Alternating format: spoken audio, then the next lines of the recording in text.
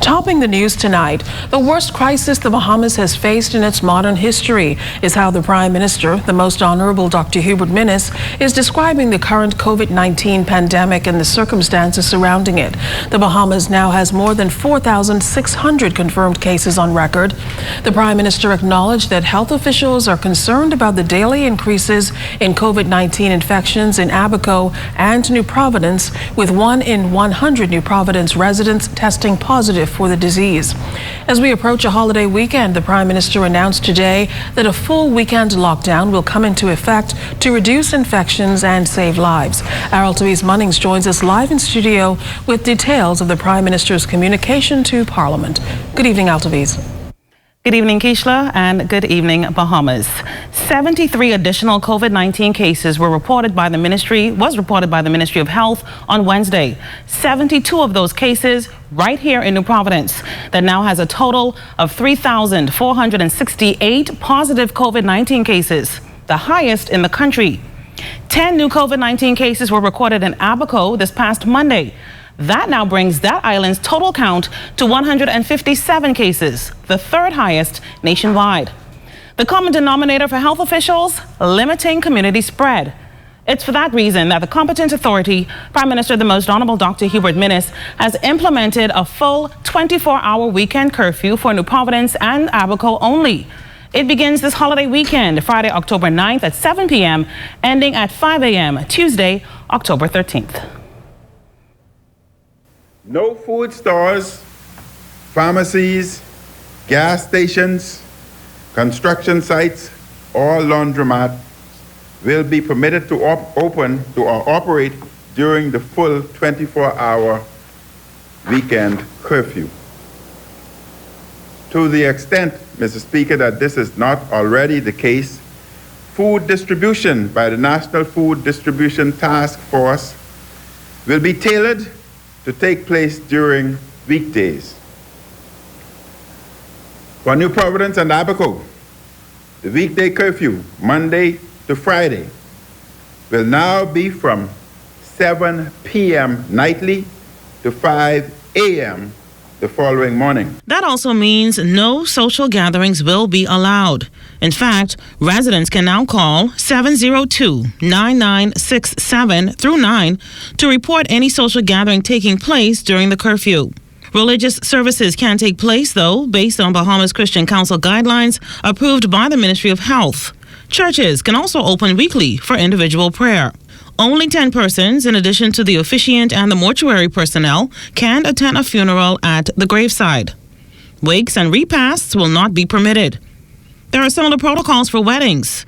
Only 10 people can attend in addition to the officiant, with no wedding receptions allowed. Restaurants can only provide takeaway, curbside, and delivery services. There is no indoor or outdoor dining on New Providence and Abaco for now. All retail stores can only offer curbside services except for food stores. Gas stations are also not permitted to provide in-store services. All of this during the first week of the new academic year for public schools. I also wish to announce that schools on New Providence and Abaco may only proceed via virtual means. For now, there will be no in-person schooling for students. I also wish to advise that beaches and parks on New Providence and Abaco will once again be closed. Exercise is permitted in one's neighborhood Monday to Friday between the hours of 5 a.m. to 7 p.m. Exercise on the weekend may take place only within an individual's yard. Unfortunately, gyms will once again be closed. I acknowledge that they were only very recently opened. We will try to open them again as soon as possible. Health data shows that the workplace is a COVID-19 hotspot. The Prime Minister indicated that public officers will be instructed by their permanent secretaries to work from home, and cabinet ministers will also work from home in quarantine. The Prime Minister also encourages employees who can work from home to do so. He added a strong appeal to those businesses that are not complying with health and safety guidelines to do so immediately.